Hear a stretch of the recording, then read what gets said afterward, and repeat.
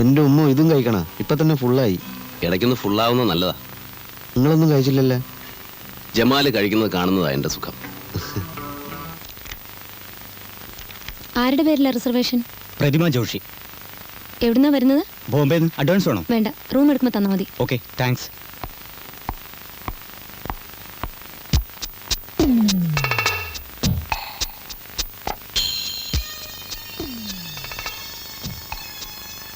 ജമാലെ, ഇവൻ ആരാണെന്നറിയാവോ? ഇല്ല. ഇവനാണ് ജോർജ്. ആളെ കൊല്ലുന്ന മയക്കുമരുന്ന് കച്ചവടമാണ് ഇവന്റെ തൊഴിൽ. ഞാനിപ്പോ വരാം.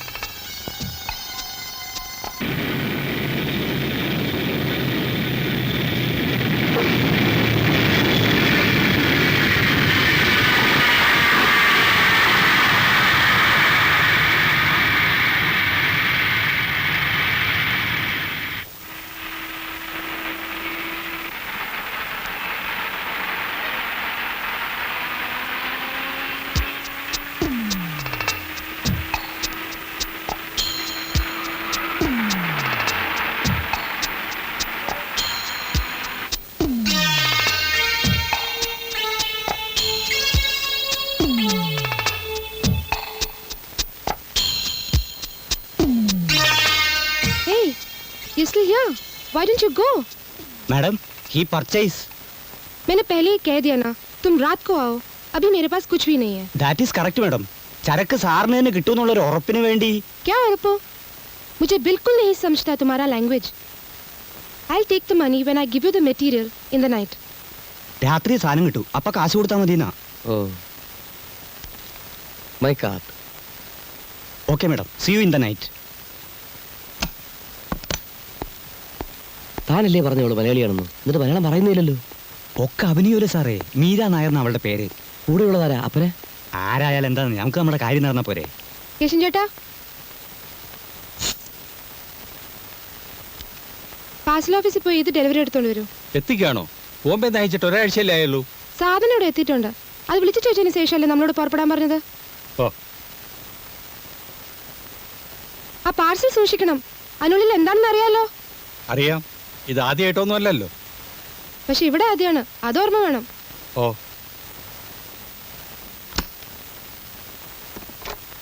Hello, operator, call to Bombay. I'll call you back.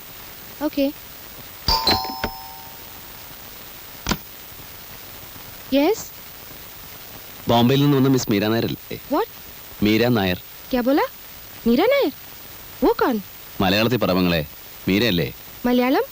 क्या मलयालम? आपको कुछ गलती हो गया है. मैं कोई मीरा नहीं हूँ. പിന്നെ നീ ആരാ?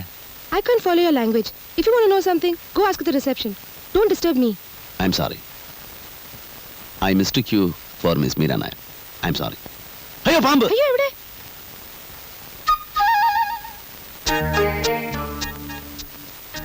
മലയാളം? ക്യാ മലയാളം? ആപ്കോ മലയാളം നഹീ മാലൂം? ഇനിയുള്ള കാര്യങ്ങൾ നമുക്ക് അകത്തുനിന്ന് സംസാരിക്കാം. ആരാണ് നിങ്ങൾ? എന്ത് വേണം? ഇനി ചോദ്യങ്ങൾ ഞാൻ ചോദിക്കാം, നിങ്ങൾ ഉത്തരം പറഞ്ഞാൽ മതി. ഇരിക്കൂ.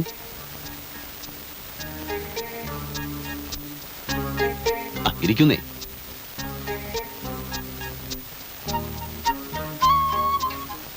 നീ ബോംബെയിലെ മയക്കുമരുന്ന് കച്ചവടക്കാരനായ ഷെട്ടിയുടെ ആളാണെന്നും നിന്റെ പേര് മീര എന്നാണെന്നും നീ എന്തിനാണ് ഇവിടെ വന്നതെന്നും നിന്നെ കാണാൻ ആരൊക്കെ ഇവിടെ വന്നിരുന്നുവെന്നും എനിക്കറിയാം. നാട്യങ്ങളും ജാടകളും ഒന്നും ഇനി വേണ്ട. നിന്നെ ഉപദ്രവിക്കാനല്ല ഞാൻ വന്നിരിക്കുന്നതെന്ന് ആദ്യം മനസ്സിലാക്കുക. പറഞ്ഞാൽ നമ്മൾ രണ്ടുപേരും ഒരേ തൊഴിൽക്കാരാ. നീ ചരക്ക് വിൽക്കാൻ വന്നവൾ, ഞാൻ വാങ്ങാൻ വന്നവൻ. ഇന്നയാൾക്കേ കൊടുക്കുമെന്ന് നിർബന്ധമൊന്നുമില്ലല്ലോ. വില കൂടുതൽ ആര് തരുന്നോ അവർക്ക് കൊടുക്കാൻ നിനക്ക് അധികാരമുണ്ട്, ഇല്ലേ? ഞാൻ പറഞ്ഞത് നുണയല്ല.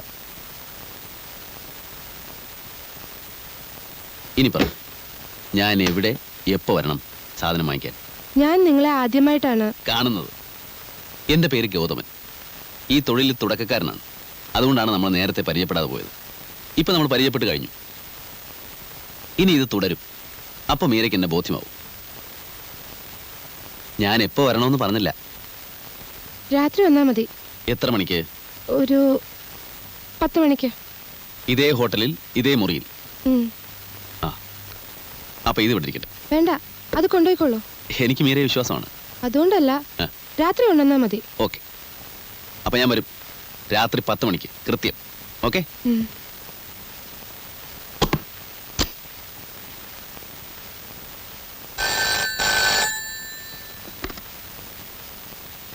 Hello, Shekhar here. Nandanam sir, ശങ്കറാണ്. സാറിൻ്റെ ഒരു പഴയ സുഹൃത്ത്. ശത്രുവായിട്ടല്ല, മിത്രമായിട്ടാണ് ഞാനിപ്പോൾ സംസാരിക്കുന്നത്. ഞാൻ കാരണം സാറിന് ചില്ലറ മാനക്കേടൊക്കെ ഉണ്ടായി. എനിക്കതിൽ വേദനയുണ്ട്. അതിനൊരു പ്രത്യുപകാരം ചെയ്യാമെന്ന് വിചാരിച്ചാണ് ഇപ്പം ഞാൻ വിളിച്ചത്. അന്താരാഷ്ട്ര മയക്കുമരുന്ന് ശൃംഖലയുമായി ബന്ധപ്പെട്ട ചിലരെ അറസ്റ്റ് ചെയ്യാൻ ഞാൻ സാറിനെ സഹായിക്കാം. മയക്കുമരുന്നുകൾക്ക് അടിമപ്പെട്ട് സ്വയം നശിക്കുന്ന ഇവിടുത്തെ ചെറുപ്പക്കാരെ രക്ഷിക്കാം. ഒപ്പം സാറിനൊരു സൽപ്പേരും ചെറിയൊരു പ്രൊമോഷനും. എന്തു പറയുന്നു? റാസ്കൽ, എനിക്ക് പ്രൊമോഷനും സൽപ്പേരും നീ വാങ്ങി തരാൻ പോകുന്നു.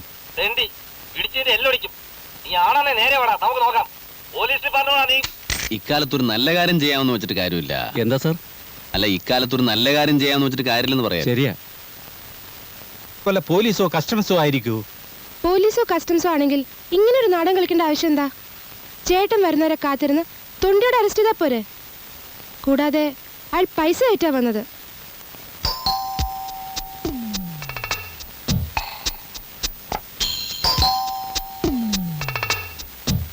കോൺ?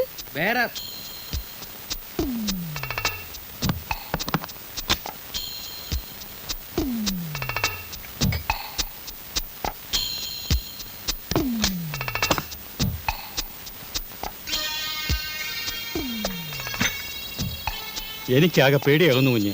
അയാൾ പോലീസോ കസ്റ്റംസോ ബയ്യറോ ആരെങ്കിലും ആയിക്കോട്ടെ, എന്തായാലും അയാൾ പ്രഗത്ഭനാണ്. നമ്മളെക്കുറിച്ച് അയാൾ എല്ലാം മനസ്സിലാക്കിയിരിക്കുന്നു.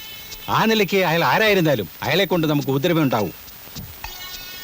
അതുകൊണ്ട് എത്രയും വേഗം നമുക്ക് ഇവിടുന്ന് പോകാം. അപ്പോ ഇതൊക്കെ? അതിന് രാത്രി വരെ കാക്കണ്ട. ഇപ്പോൾ തന്നെ പക്ഷേ രവി ഏൽപ്പിച്ച് കാശും വാങ്ങി സ്ഥലം വിടാം.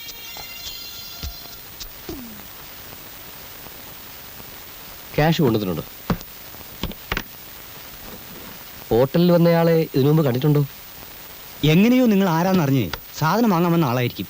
എന്നാലും ആരെടാ അവൻ? ഞാൻ തന്നെ.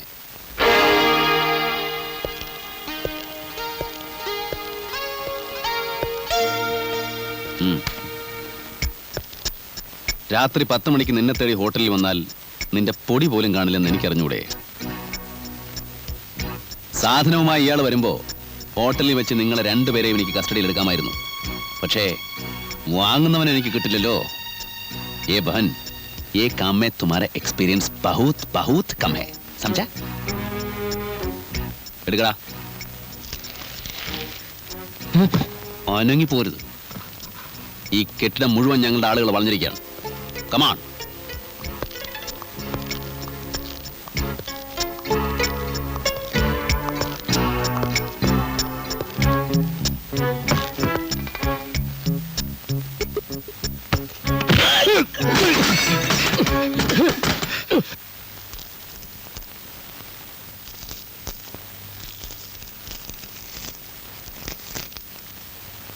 ധാരാ കൊണ്ടുവന്നേ. മുഖം എനിക്ക് ഓർമ്മയില്ല.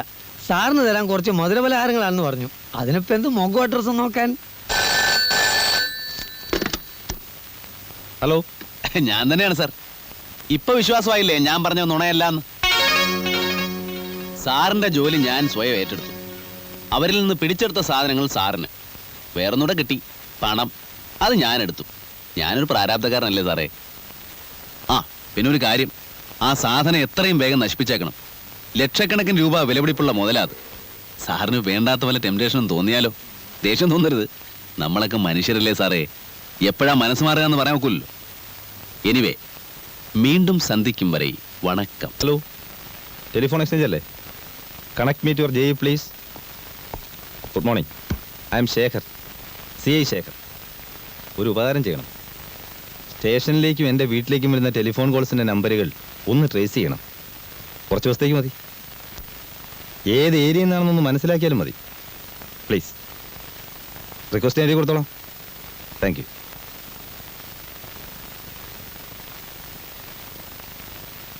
എന്തിനാണ് സൂചി പിടിച്ചതിരിക്കണേ? അത് പൊട്ടിപ്പോയാലോ?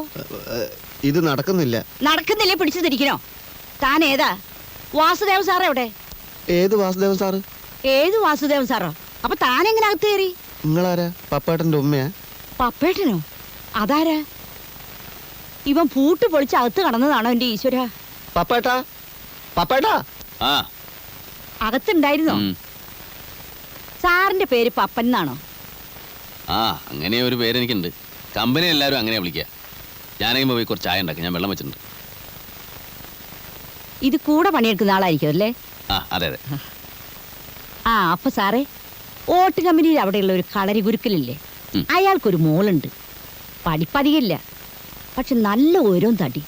സാറിന് ചേരും. അതൊക്കെ നമുക്ക് പിന്നെ ആലോചിക്കാം. ഇപ്പൊ പോയി ചായ ഉണ്ടാക്കി. ആ, ആ, ആ. ചില്ലറ പണിയൊക്കെ ചെയ്യാൻ പറ്റുന്ന സ്ത്രീയാ. നിങ്ങളെ ശരിക്കുള്ള പേരെന്താ? പപ്പ, വാസുദേവ്, പിന്നെന്താ ലൂയിസാ? ഏത് പേരാ ജമാലിന് ഇഷ്ടം? പേരിനല്ലല്ലോ ഇഷ്ടപ്പെടുക, മനുഷ്യനെയല്ലേ.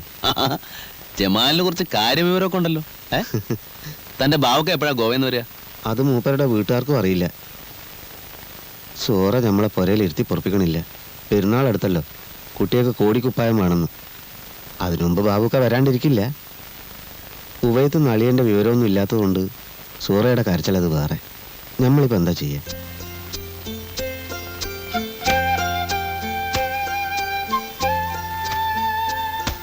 അയ്യോ, ഇതൊക്കെ വലിയ വില പിടിച്ചതാ. പിന്നെ വെറുതെ കിട്ടുവോ? അതൊന്നും സാരമില്ല ജമാലെ. ഇത്ര നല്ലതൊക്കെ വാങ്ങിച്ചുകൊണ്ട് വന്ന ഉമ്മ വഴക്ക് പറയും. സൂറക്കും മക്കൾക്കും ഓരോ ജോഡി ഉടുപ്പ് മതി, വെറുതെ നിന്നെ പൈസ കളയുന്നത്. ജമാല് ചോദിച്ചിട്ടില്ലല്ലോ ഞാൻ വാങ്ങിച്ചിരുന്നത്. എന്റെ ഇഷ്ടത്തിനല്ലേ. എന്നാലും പൈസ ആരുടെ ആയാലും പൈസ തന്നെയല്ലേ? അതെ. നിങ്ങൾ ബില്ല് എഴുതിക്കോ. ആ ബില്ലൊക്കെ എടുത്ത്.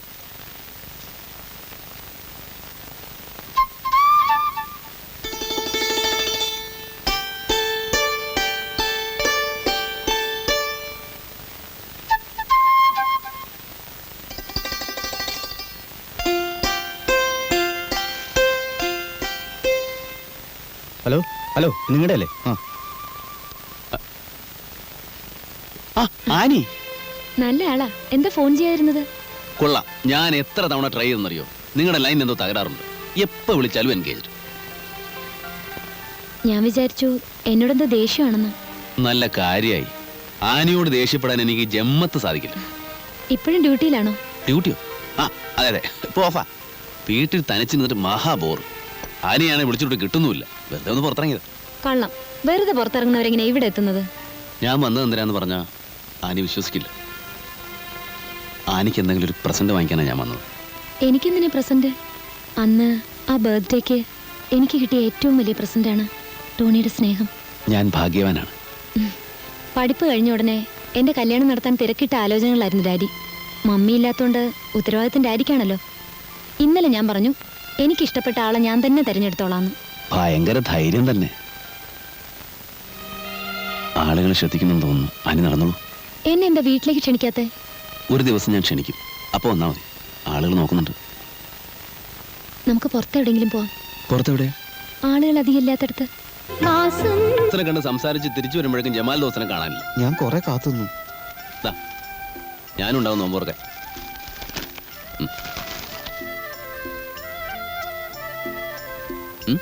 എന്താ പ്രശ്നം? അല്ല, ഇതൊക്കെ കുട്ടികൾക്ക് കുറച്ച് ഉടുപ്പും കുറെ വീട്ടു സാധനങ്ങളൊക്കെ ഉമ്മ. ജമാലിന് ഞാൻ കുറച്ച് പണം കൊടുക്കാനുണ്ടായിരുന്നു. അതിങ്ങനെ മേടിക്കോട്ടെന്ന് വിചാരിച്ചു. വേഗം അടുക്കളോട്ട് ചെല്ല്.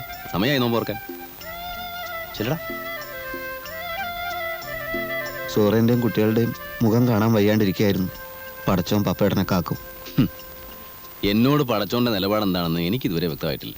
പ്രിയപ്പെട്ട നാട്ടുകാരെ, നമ്മുടെ സമൂഹത്തെ കാർന്നു തിന്നുകൊണ്ടിരിക്കുന്ന അഴിമതി എന്ന ദുരന്തം നിർമ്മാർജ്ജനം ചെയ്യുന്നതിന് വേണ്ടി ജനങ്ങളെ ബോധവൽക്കരിക്കാൻ ഇന്ന് കൃത്യം 3 മണിക്ക് അജന്ത ഓഡിറ്റോറിയത്തിൽ നടക്കുന്ന സിംബോസിയം ബഹുമാനപ്പെട്ട മന്ത്രി വേളയിൽ ചാണ്ടി ഉദ്ഘാടനം ചെയ്യുന്നു. കള്ളപ്പണത്തിനെതിരെ, കരിഞ്ചന്തക്കെതിരെ വടവാളുയർത്തുന്ന വേളയിൽ ചാണ്ടി ഇന്ന് കൃത്യം 3 മണിക്ക് നഗരത്തിൽ എത്തിച്ചേരുന്നു.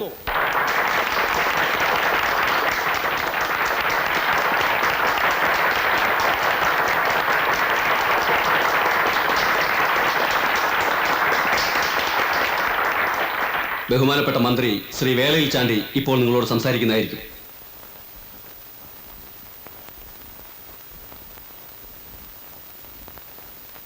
സുഹൃത്തുക്കളെ, ഈ വേളയിൽ അഴിമതിയെക്കുറിച്ചും കള്ളപ്പണത്തെ പറ്റിയും സംസാരിക്കുന്നതിൽ എനിക്ക് സന്തോഷമേ ഉള്ളൂ. 1947 ഓഗസ്റ്റ് 15-ാം തീയതി ഇംഗ്ലീഷുകാരനെ ഇവിടുന്ന് കെട്ടിച്ചു. പക്ഷേ ഞാൻ സംതൃപ്തനല്ല. ഞാൻ വിഭാവനം ചെയ്ത ഇന്ത്യ ഇതല്ല. രാഷ്ട്രീയത്തിൽ പിച്ച വെച്ച് നടന്ന കാലം മുതൽ എൻ്റെ മനസ്സിൽ ഞാൻ താലോലിച്ചിരുന്ന ഒരു കൊച്ചു സ്വപ്നമുണ്ടായിരുന്നു. പത്രക്കാർ പറയുന്നത് പോലെ മന്ത്രിയാവുക എന്ന മോഹമായിരുന്നില്ല അത്. ഈ നാട്ടിലെ അധ്വാനിക്കുന്ന തൊഴിലാളികളെ പ്രതിനിധി എന്ന നിലയിൽ എനിക്ക് ഇന്ത്യയോട് ചില കടപ്പാടുകളുണ്ട്. അത് പൂർത്തീകരിക്കാൻ, കള്ളപ്പണവും അഴിമതിയും ഈ നാട്ടിൽ നിന്നും തുടച്ചു മാറ്റാൻ എന്റെ വിശുദ്ധമായ കരങ്ങൾക്ക് ശക്തി തരൂ.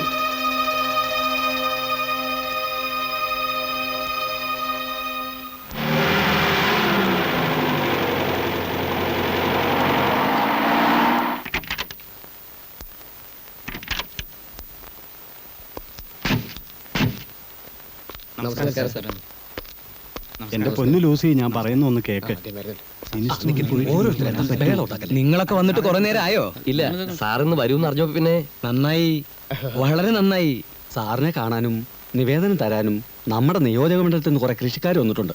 അവരോട് നിവേദനങ്ങളൊക്കെ കൊണ്ട് കുഴിച്ചിട്ടിട്ട് എന്തെങ്കിലും കൃഷിക്കാര്യങ്ങളിൽ ശ്രദ്ധിക്കാൻ പറയൂ. ഓ ശരി.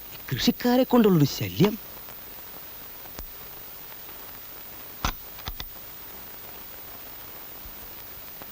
ഇരിക്കൂ. എങ്ങനെ പോണു കാര്യങ്ങളൊക്കെ? ഒരു ദിവസം കുഴപ്പമില്ലാതെ പോകുന്നുണ്ട്. ഇല്ലേ? പിന്നെ എന്തിനാ നാട്ടുകാർ ഈ മന്ത്രിസഭയെ കുറ്റപ്പെടുത്തുന്നത്? അതാ എനിക്ക് മനസ്സിലാവാത്തത്. വേളയിൽ ചാണ്ടി അഴിമതിക്കാരനാണ്, കള്ളപ്പണക്കാരനാണ് എന്നൊക്കെയല്ലേ ആരോപണം. അതൊക്കെ ഒന്ന് മാറ്റിയെടുക്കാനാ ഇന്ന് ഈ ചടങ്ങ് സംഘടിപ്പിച്ചത്. അതെന്തായാലും സാറിന്റെ ഇമേജ് വർദ്ധിപ്പിക്കും. ചെറ്റക്കുടിലിൽ ജനിച്ചവൻ ദന്തഗോപുരത്തിൽ എത്തിയത് എങ്ങനെയാന്നാ ചില പട്ടികളുടെ ചോദ്യം. സ്വന്തം പ്രയത്നം കൊണ്ട്. യേശുക്രിസ്തു ജനിച്ചത് കാലിത്തൊഴുത്തിലല്ലേ? ഇന്ന് ലോകം മുഴുവൻ അംഗീകരിക്കപ്പെടുന്ന ആളാ. എങ്ങനെ ഇവിടം വരെ എത്തി? സ്വന്തം പ്രയത്നം കൊണ്ട്. കർത്താവ് വന്നിട്ടുണ്ട്. കർത്താവോ? അതെ, നമ്മുടെ ഗോപിനാഥൻ കർത്താവേ, ആ ഹോട്ടൽ മുതലാളി. ഔ, എന്റെ ജീവൻ പോയി. അയാളോട് തൊട്ട് അപ്പുറത്തെ മുറി പോയി കുത്തിരിക്കാൻ പറ. ഓ, ഞങ്ങൾ എന്നാ താമസിപ്പിക്കുന്നില്ല. സ്പിരിറ്റിന്റെ ലൈസൻസ് ഇപ്രാവശ്യവും. നിങ്ങൾ ധൈര്യമായിട്ട് പൊക്കോ. എന്താ അത്? കൈക്കൂലിയല്ല, ഫണ്ടിലേക്ക്. ഇട്ടോളൂ, മേലേക്ക് മേലിട്ടോളൂ. ഇനി പൊക്കോളൂ.